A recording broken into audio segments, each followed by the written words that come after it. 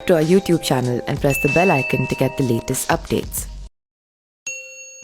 नमस्कार, मेरा नाम पिंटू सिंह यादव है और आप सभी का न्यूज लाइव में स्वागत करते हैं। दोस्तों, चिराग पासवान ने कहा है विधानसभा चुनाव को लेकर पीएम मोदी के हनुमान ने बड़ा फैसला लिया है।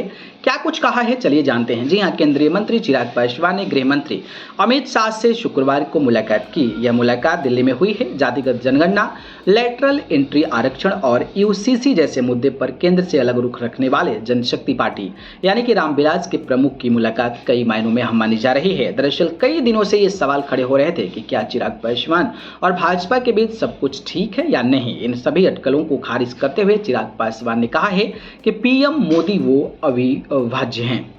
बिहार में भाजपा के साथ चुनाव लड़ने के लिए मैं इच्छुक हूं। समाचार एजेंसी पीटीआई उससे बातचीत करते हुए चिराग पासवान ने कहा है कि वह चाहते हैं कि आगामी बिहार विधानसभा चुनाव में उनकी पार्टी और भाजपा साथ मिलकर चुनाव लड़ने के लिए इच्छुक है। नरेंद्र मोदी के लिए मेरा प्यारा अटल है। जब तक वह प्रधानमंत्री हैं, मैं उनसे अविभाज्य हूं। एलजेपी रामविलास पासवान प्रमुख ने अटकलों को खारिज करते हुए स्पष्ट किया कि उनकी पार्टी झारखंड जैसे राज्यों में एनडीए पार्टनर के रूप में चुनाव लड़ने के खिलाफ नहीं है।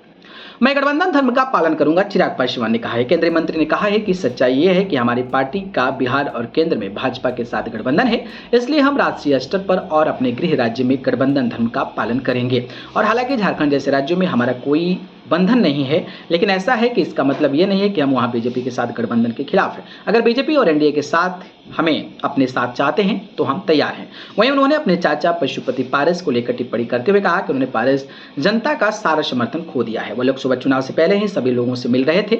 वह कवायद कोई फायदा नहीं पहुंचा पाई थी। बता दें कि इस साल हुए लोकसभा चुनाव में लोजपा रामविलास पासवान 5 सीटें जीतने में कामयाब हो पाई हैं। तो वहीं चिराग पासवान फिलहाल कैबिनेट में मंत्री हैं, लेकिन जिस तरीके से लगातार मोदी सरकार के कई फैसलों के विरोध में जाकर बातें कर रहे थे, उसको लेकर तमाम चर्चाएं हो रही थी। अब विधानसभा चुनाव को लेकर जिस तरीके से चिराग पासवान ने बीजेपी के साथ चुनाव लड़ने की इच्छुक बताया है, इस पर आपकी राय क्या है, कमेंट बॉक्स में अपनी प्रतिक्रिया बताएं। धन्यवाद।